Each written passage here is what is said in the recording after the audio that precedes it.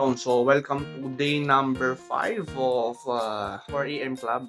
Waking up early in the morning and right now it's 4:25. Kasi nag-prepare pa ako dito ng i-share kong illustration for you. I would like to share with you yung isang na-realize ko when it comes to getting up early. So what is it? So I realized that I was able to say no to the things that doesn't align with my goal and focus on the things that are essentials to my goals. Paggising ng umaga, it is very challenging na.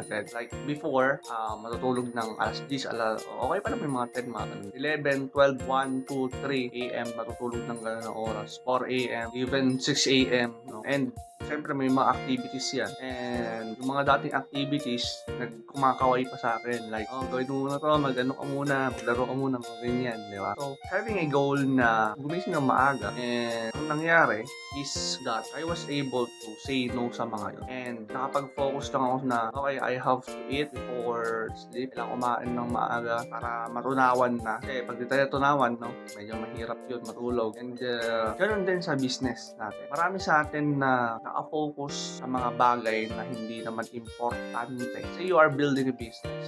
You are to focus many things. Anong nangyayari? Ang tendency mangyayari is, akala mo, ang dami mo nang nagawa, ang dami mo natapos. But after doing all that things, you feel unfulfilled or unsatisfied. Kasi parang walang nangyayari. Diba?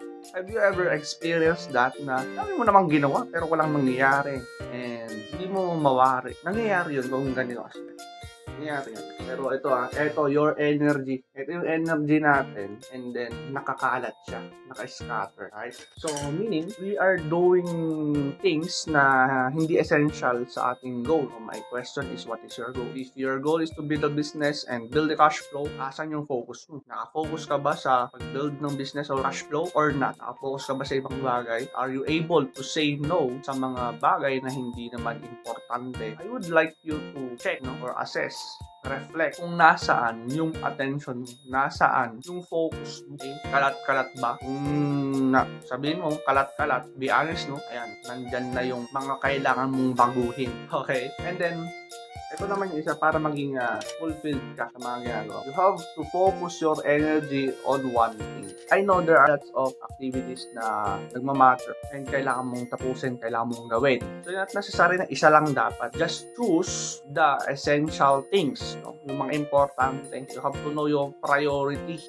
Like for example, sa akin, no? In this series of waking up early in a 4 a.m. club, ang goal ko is ma-collect yung energy ko sa umaga and gamitin tong energy na to sa mga bagay na importante lalo na sa goal ko. So, ngayon, maraming kumakaway na distraction, yung mga yun na-eliminate na natin, natanggal na natin. And ngayon, focus na tayo yung dapat gagawin para matabaan ko yung goal na makagising tayo ng umaga na may energy. Kaya nga, nire-record ko to ng madaling araw para makita sa inyo o sa iyo na marami tayong energy. Mamayang hapon pa, mamayang gawin na tayo, mauubusan niya. And ayun, mas fulfilling kasi siya kasi yung mga bagay na hindi ko naman kailangan gawin, hindi ko na ginagawa. O tinatanggihan ko na.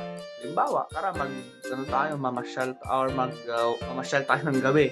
Lumabas tayo ng gabi. Sorry, kasi wala na, matutulog na ako eh. Tara, maglaro tayo mamayang gabi. O minsan, kain tayo eh. Kain tayo mamayang gabi, nakakain na ako. Mga mahihinang nilalang. So, nakakain na ako, nakaprepare na ako, naka-freshen up na ako, toothbrush na ako, nakabit ko na yung retainer ko. Matutulog na lang gagawin ko ngayon. Pag nakaiga na ako, mag-open ako PDF, ebook, para pampaantok lang. Then, yan, tulog na. 4 a.m. in the morning, record tayo agad. And then, mag-reflect, check natin yung mga gagawin natin this coming day, no? This day. So again, you cannot prioritize your life. You prioritize yung mga essential things for your goal. Someone else will prioritize your life. Kung hindi mo gagamitin energy mo para sa sarili mo, sa goal mo, ibang tao ang gagamit ng energy mo para sa goal nila. So, kita-kits tayo sa day number 6.